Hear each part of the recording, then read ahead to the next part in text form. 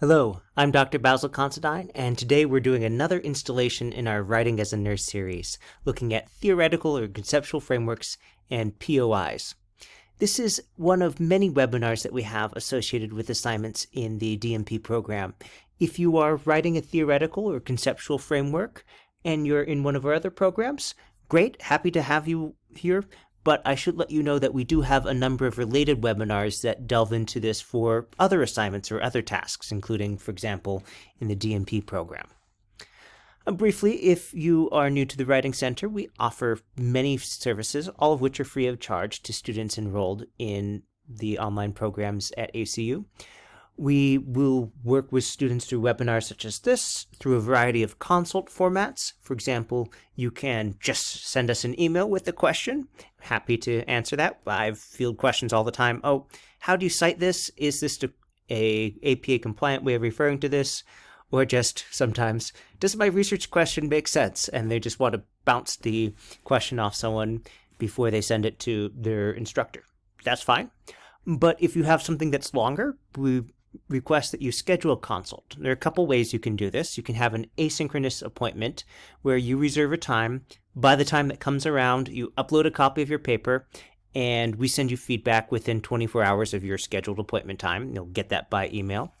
You can include specific questions or requests. Hey, could you look at this section in particular? Or my professor said to work on this from the paper. Is it clear that I've done that? Or whatever other else you might want to include. We also are available for real-time appointments via phone or Zoom. And the way to request one of these is to send us an email address to onlinewritingcenter@acu.edu. Include a range of times. Let us know what local time zone you're in, because not all of our students are in Central Time. And it's helpful if you ask a little bit in advance. If you say, hey, can someone meet with me now? It's possible, but we'll be better able to match it up and not rely on chance if you give us a little bit of advance warning and a range of potential times.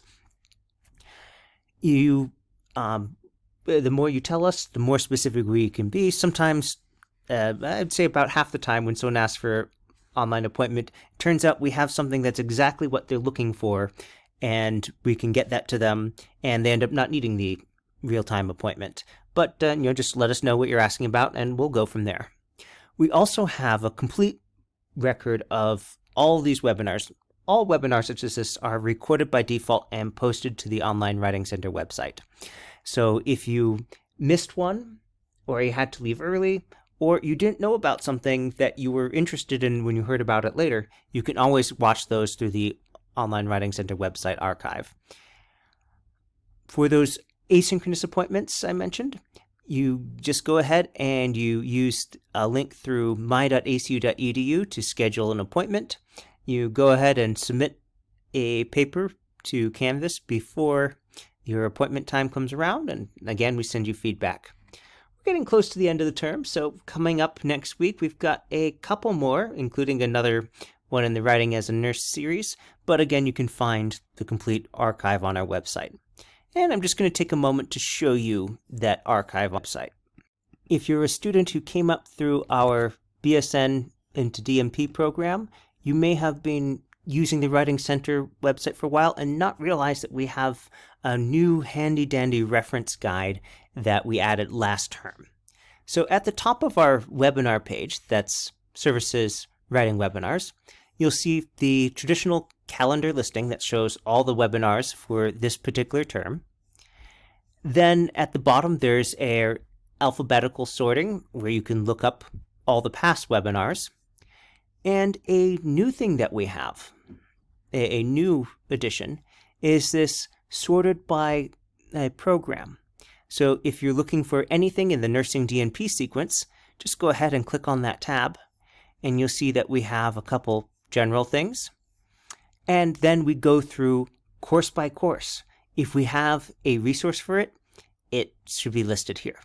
So for example, if you're in Nursing 701 right now, we just scroll down and see, oh, yes, so there's one on PICO questions, and there's one about the Leadership Self-Assessment and Potential Mentors assignment. And then once this webinar is done, it will also get added here.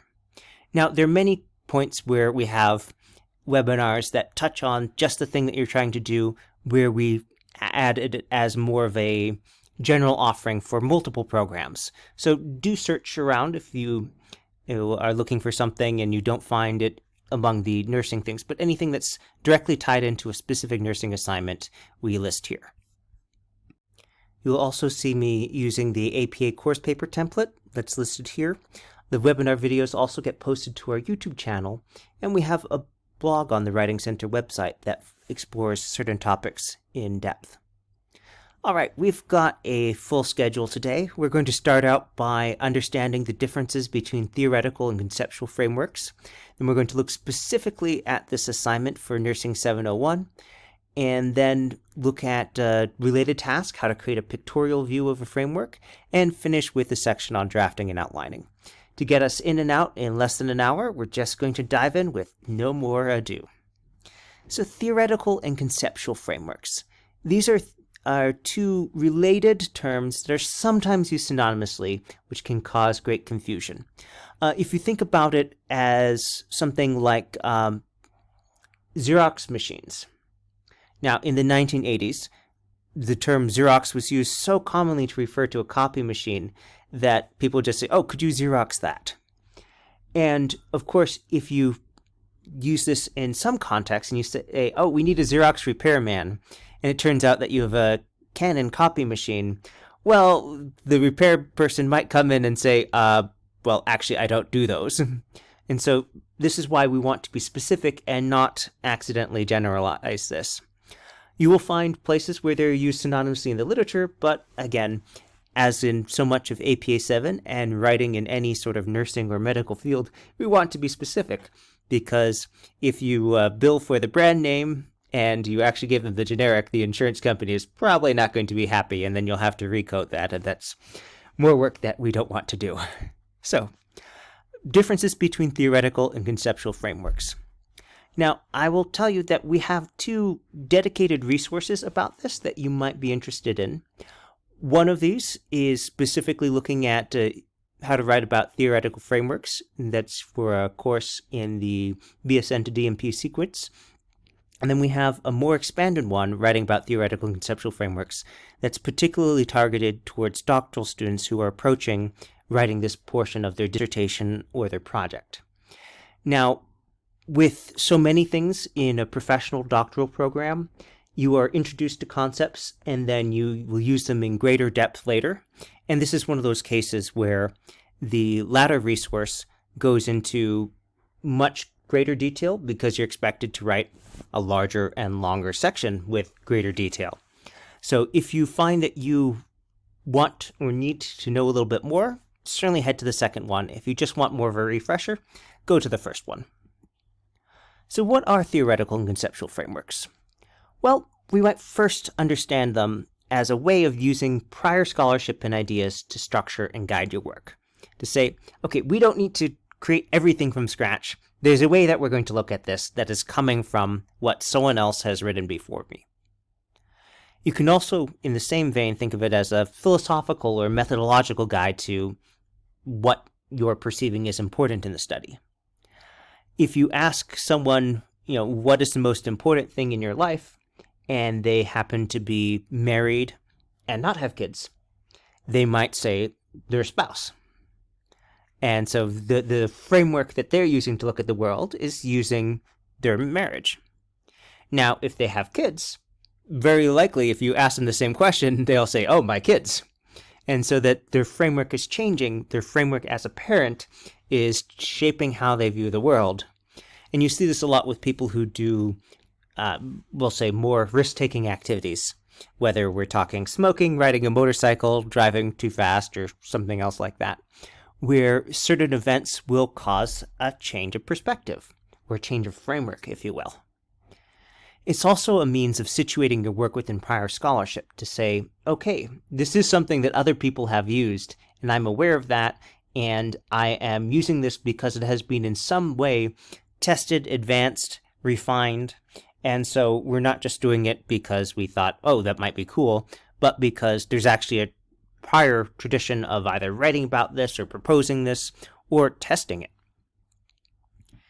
And you can also think about it as a way to not reinvent the wheel, because you could come up with a brand new framework for everything, but that's a lot more work than you have to do. And I don't know about you, but the average DMP student is pretty busy, in my experience, working somewhere between 60 and 80 hours a week, plus being a full-time student, possibly juggling partner, spouse, kids, and other things. So let's not do extra work that we don't have to. And using a theoretical or conceptual framework is one way to do that.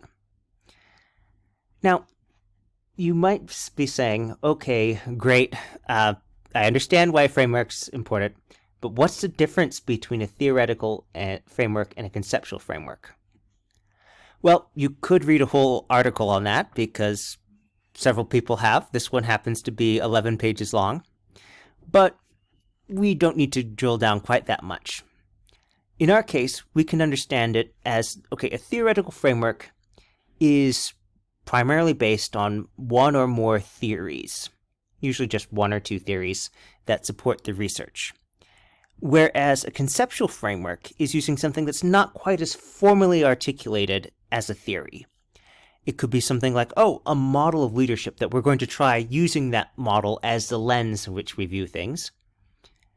And over time, sometimes something will develop from, oh, well, this was being used as a conceptual framework, and now we have so much data about it that we can be more specific and say, this does that, and call it a theory. But we'll worry about that after you get your doctorate. For now, if there's one or two theories that's being used as a basis for how you are understanding or doing the things that you're doing, then we'll call it a theoretical framework. If it's like 5 theories, or if you're using a model or a survey instrument or something like that, anything that's not a theory, we'll call it a conceptual framework. What you do not want to is to have both, because that is not only a lot more work, but that's rather like if you had one rose-colored eyeglass for farsight in one eye, and then you had a gray sunglass in the other for reading.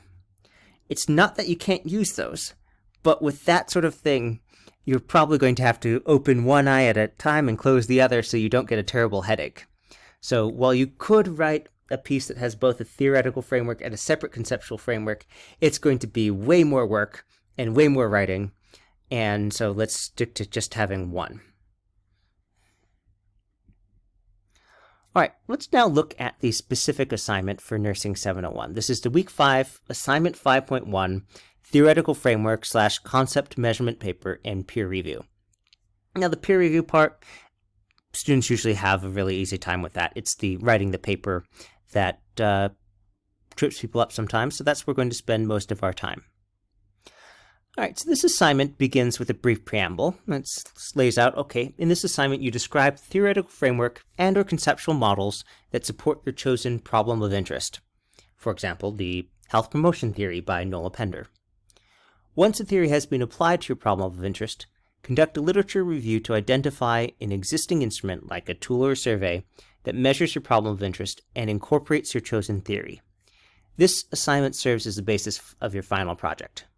So this isn't just a random assignment that's never coming back. This is giving you the starting point for the final paper that you'll be turning in. All right?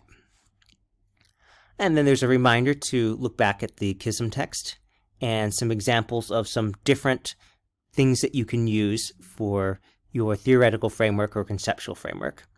Just a note on terminology. So there is more than one type of thing that can be used for the conceptual framework. To try and make it extra clear that the theoretical and conceptual parts are different, this assignment instruction happens to use the terminology theoretical framework and or conceptual models. For my part, I don't care which one you use so long as you are specific about it, but as you go further into the program, they'll be using the term conceptual framework rather than conceptual model. So just a note on terminology there. All right, so you can see that some of these are more specific. So the health belief model proposes, okay, this is how things go. The theory of planned behavior is, okay, so we tested that, and so we have this data showing that. Something that's more conceptual in nature, like the concept of self-efficacy, and so on and so forth. And you can go to the Capstone Projects course in Canvas if you want to find some more examples that were used in DMP projects. All right, now we get to the instructions for the specific assignment, where you're asked to conduct a literature review to find at least one instrument relevant to your problem of interest and your theoretical framework.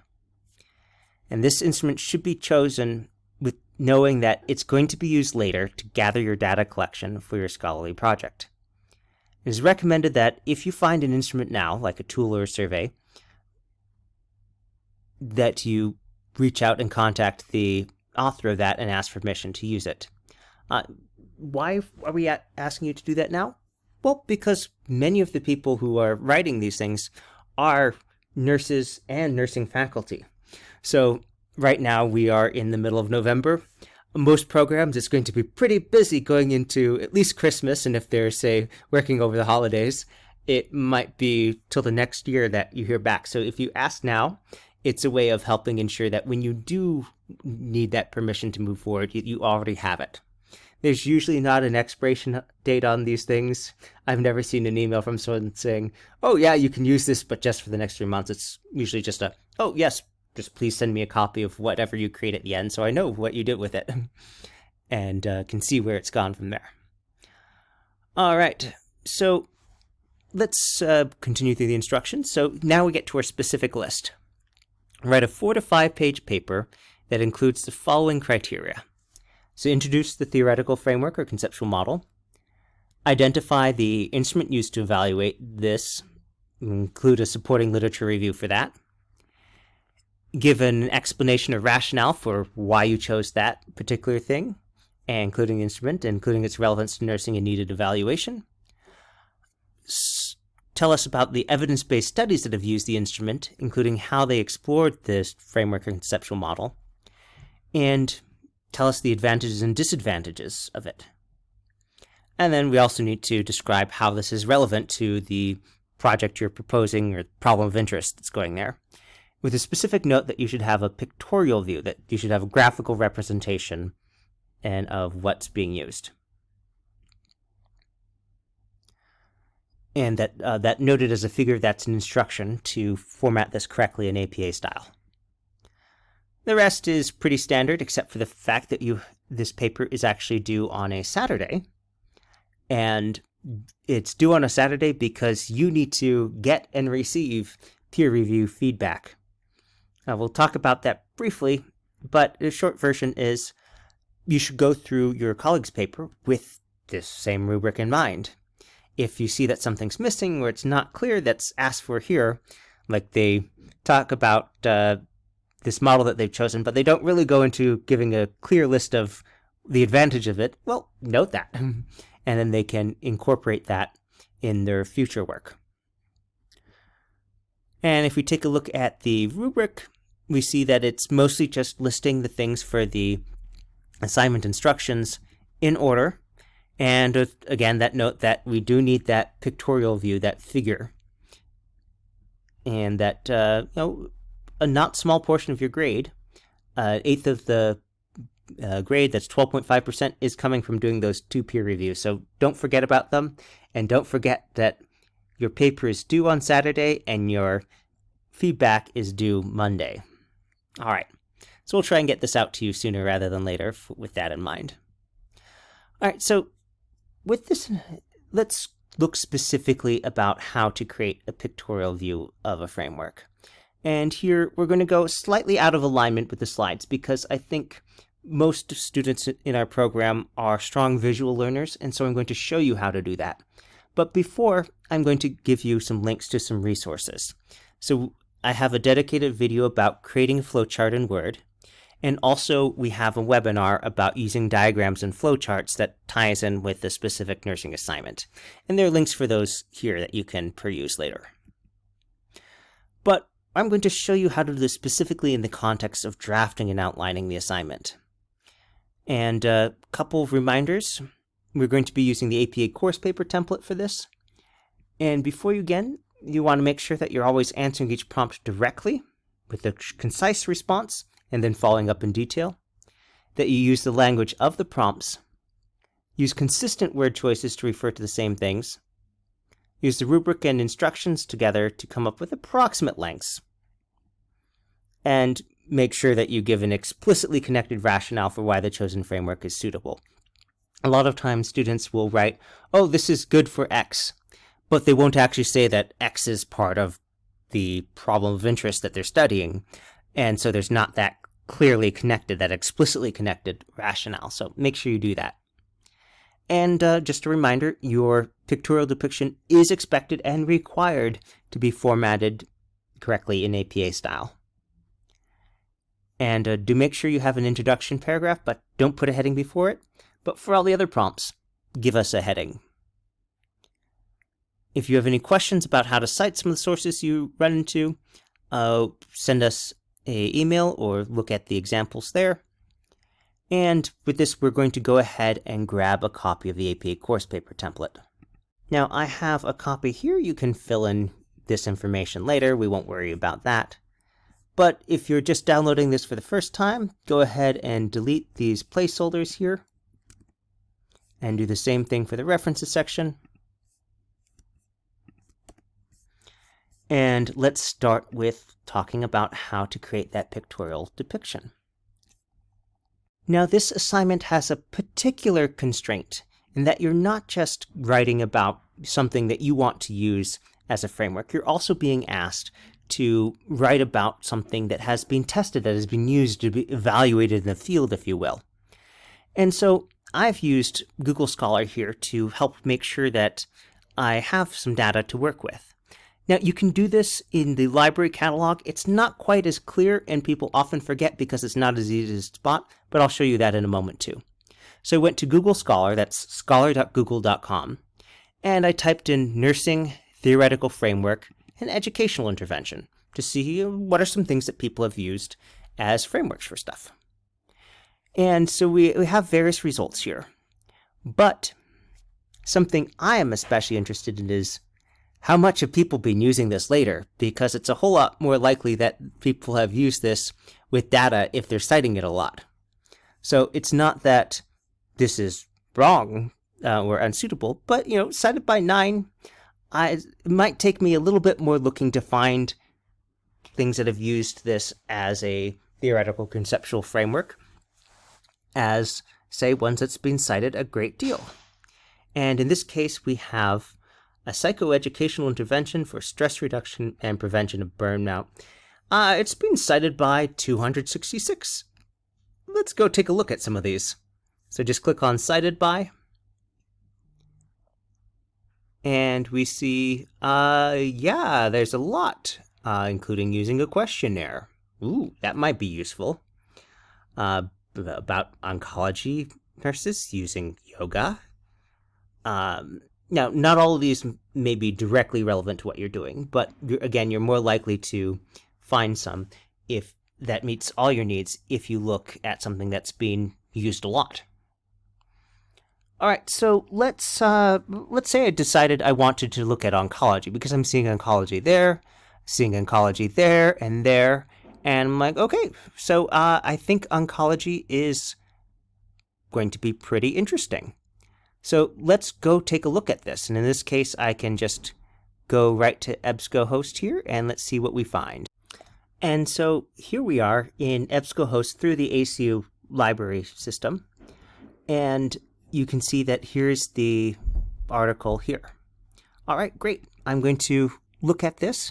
And a good idea is, before you read the whole thing in depth, to take a look at the abstract and see, is this doing all of the things that you need it to do?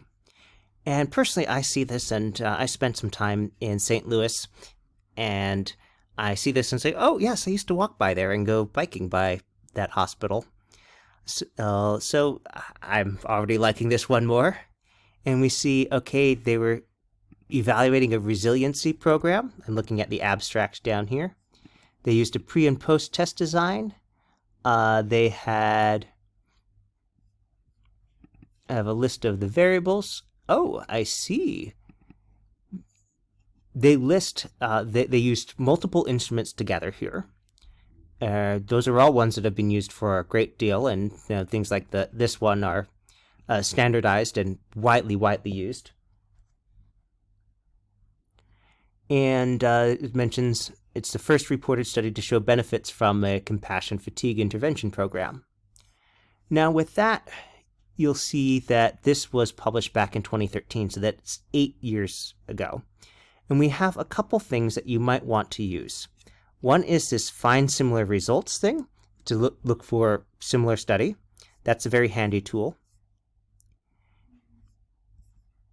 Now, something that might come up is you might be looking at this and saying, hold on, this was a pilot study.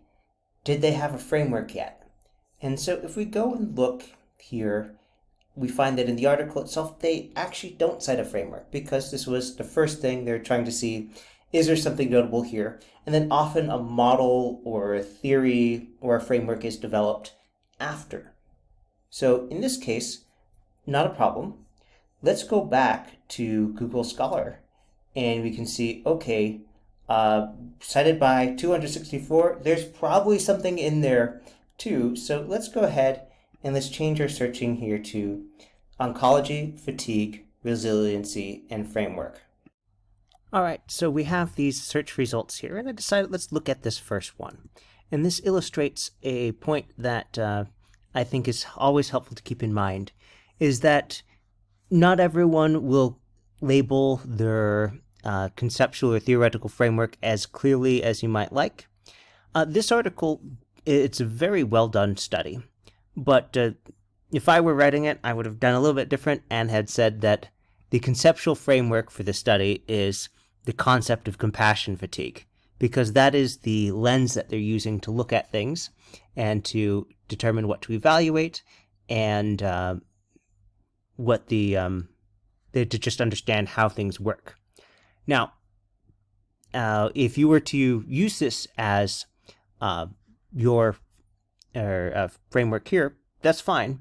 Just be aware that it might be a little harder to find something that's not explicitly calling this, oh, the conceptual framework was the concept of compassion fatigue as described by Figley 1995. Which, by the way, if you want to go and look at that, that is this book here, Compassion Fatigue, Coping with Secondary Traumatic Stress Disorder in Those Who Treat the Traumatized. It's one of the classics of the field. So certainly the concept can be used as the conceptual framework. This article just doesn't happen to have written up in a way that makes that super clear. So you need to read between the lines a little bit, and then once you get past the intro, you're like, oh, yes, they are using it as the framework. Okay, so let's talk about how this ends up getting visualized. Let's turn now to the template here, where I've just done a straight copy and paste of the assignment instructions. And if we use this as a guide for how to fill in different portions that you'll eventually write up as full paragraphs, well, we see there should be a reference to a pictorial view of your theoretical model included in your figure, noted as a figure. All right, we can do that. So I'm going to go to here, and let's look at what we could use. We could use draw. That would give you, something that looks like that, which is, we'll say, if it gets you the ideas down on paper, great. But I think we can do something that looks a little nicer. So let me go ahead and erase that. Because it turns out that there is a tool built in here that we can use to draw things out. And we do, again, cover this in some greater detail in a video. So let's look at this. Let's do some smart art. And in this case, let's talk about having a process. Now, there are a few different things that you can depict here with various complex interactions. Let's see what happens if we look at it as a process that has multiple feed-ins to something. So let's start with this. So this one right now is just doing a linear depiction there. And so we could draw this up. Spoilers. So the compassion fatigue model has things culminating with compassion fatigue. And we have a couple inputs in there. And so if we just enter each of those different inputs individually, we have a model that says, oh, primary traumatic stress leads to secondary traumatic stress, which leads to tertiary traumatic stress, and finally it's that tertiary traumatic stress that leads to compassion fatigue. Now, there is certainly a sense in this concept that they feed eventually into compassion fatigue. But you want to be careful that you don't create an unintended hierarchy or change the order of things. Because it's a very different view if we were to go ahead and say, oh, okay, multiple types of stress. And then we say, oh, so there are all these different types of stress that are all feeding into compassion fatigue at once. Now, is this the only way to depict that? No. And sometimes you will see people using multiple visualizations to make that more clear. Let's try another one here. Let us go ahead and we'll go to Insert. And again, we're going to Smart Art. And what if we went ahead and we selected this one here, the equation here. And so here we have, let's go ahead and we'll add our primary traumatic stress.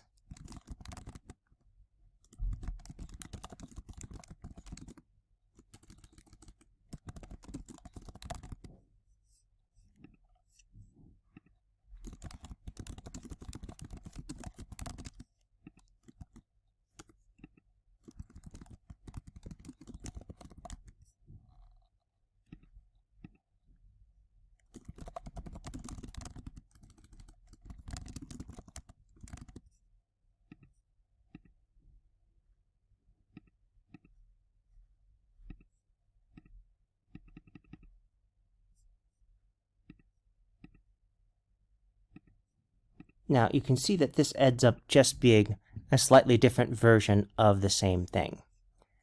So what you probably want is something more like this vertical equation here, which, let me go ahead and we'll remove that.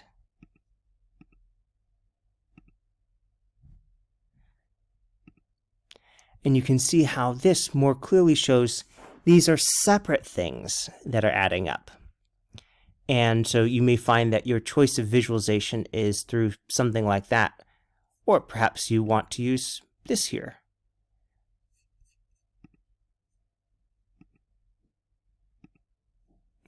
Now, we're going to need a little bit more space there.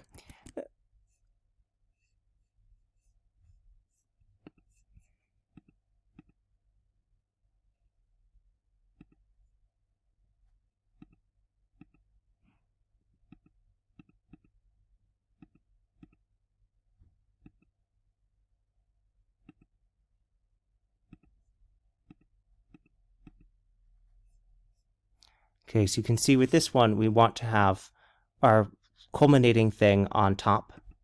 And then if we use the arrows here, we can have these all organized as separate feeders. And this is, in fact, the one that I'm going to suggest we go with. I'm going to reorder that, and we see, okay, these are separate contributing things. And let's talk about that a little bit more as we label it.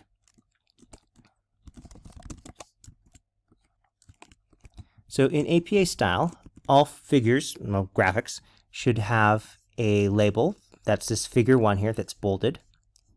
And we're going to shrink this down a little bit for readability here. And then the figure has a title. That should be italicized and not bolded.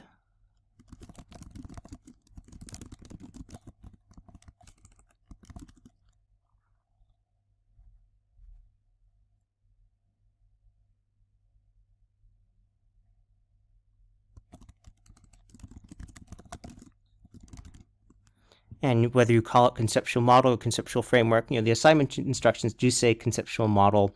You can use that. I personally lean towards conceptual framework because that's what you'll be using in later assignments. But what do we need here? Well, we could have flowcharts showing that, or you could just say the compassion fatigue conceptual model.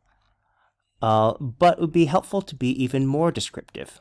So whose compassion fatigue model is this? This is Figley's 2005. I'm sorry, Figley's 1995, I believe. Yes, that's 1995.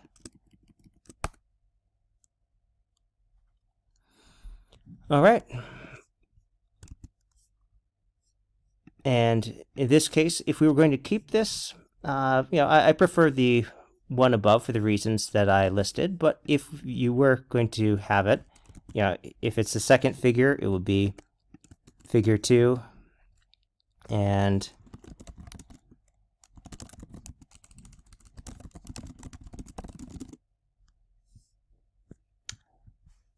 that's fine. So whichever you use, you're going to label it. The label will be bolded and numbered. If it's the first one, even if it's the only one, be figure 1. Then the title in italics and title case, the image itself. And then for the rest, we're going to go ahead and fill this in. And you can do a lot of this actually before you start writing out paragraphs, just from having done the preliminary research to determine what you're going to be using. And if you are not sure yet, you can still fill some of this in.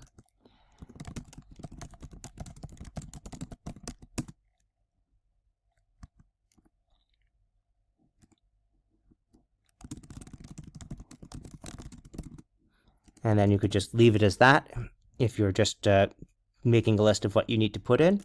In my case, I can fill this in and say Figley's 1995 compassion fatigue.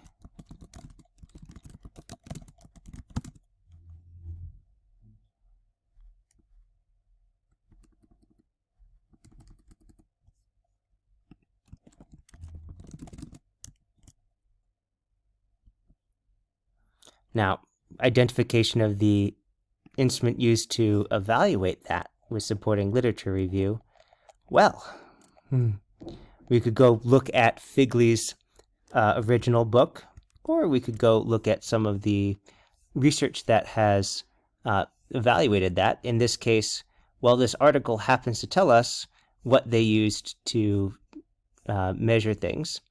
And so just make sure that you don't confuse an example of someone implementing it versus someone evaluating it.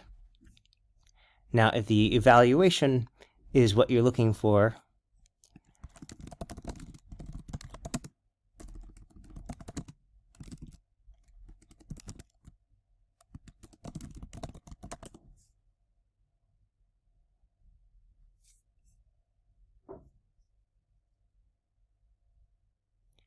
now we can see, oh, here's an article with Figley as one of the authors about measuring that. And it even says we first describe and then evaluate the assessments of that. So they're testing the model in different ways.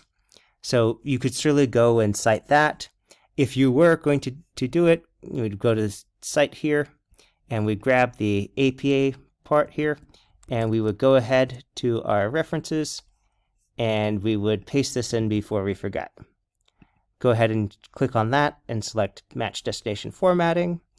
And we just do a visual check and we see, oh, that's title of the journal is supposed to be in title case. So let's go ahead and fix that. And that should be an N dash. Great. And so Bride et al. Will be how this is cited.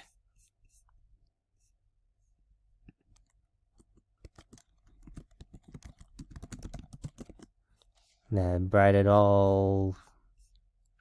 2007.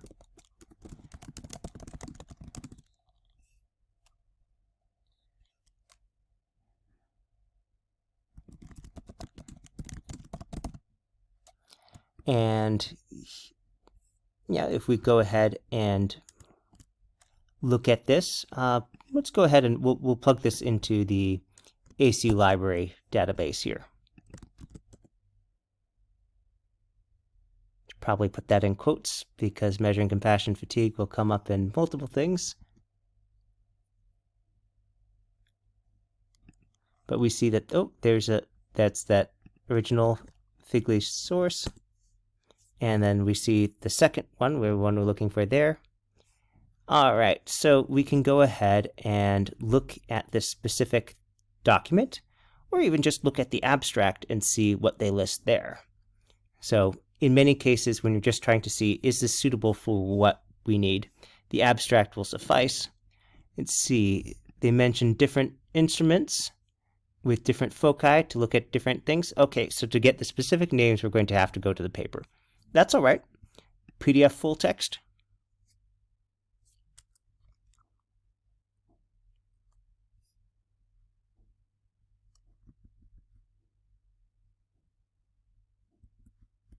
Now, I'll just remind you that the assignment says at least one instrument, and in some cases they do need multiple because of the complexity of this, and this is one of those cases. So we see that they used 3 instruments here. Great.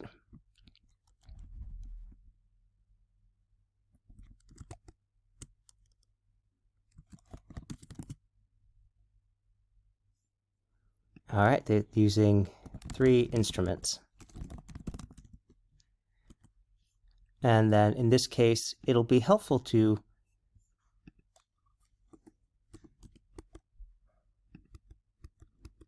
indent this list here.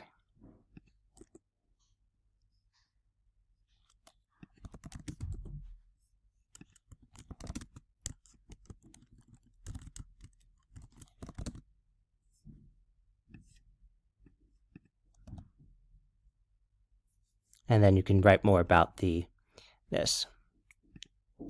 And so why did you choose this? Well, your reasons are going to vary depending on what you're actually researching, but you know that this is going to be starting with the direct answer to this.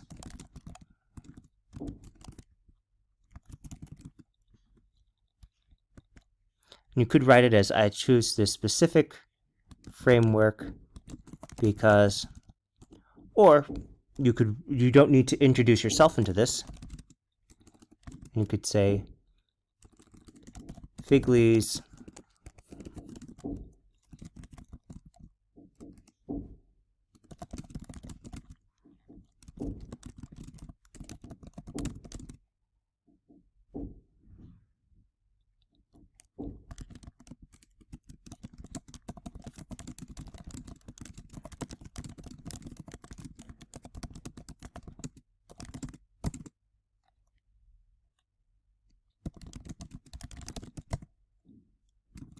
And if we're looking for support for that, well, if we go back to Google Scholar here, and we look at this, we can have some examples. We'll see, for example, this article here has been cited by 766 things according to Google Scholar.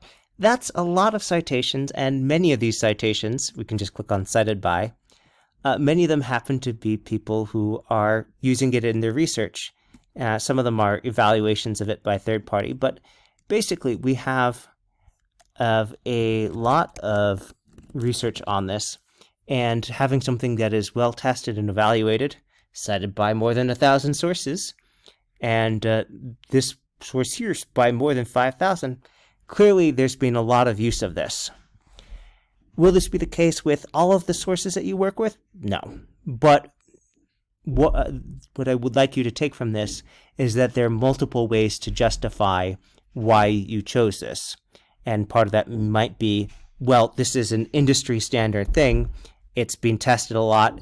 We can actually compare results or compare our population to another population that has been studied using those exact same things.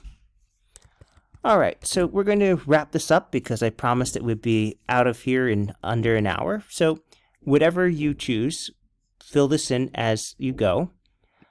Do you need to list all of the evidence-based studies that? No, you're not writing an exhaustive literature review, but you want something that is representative and you want something that is relevant.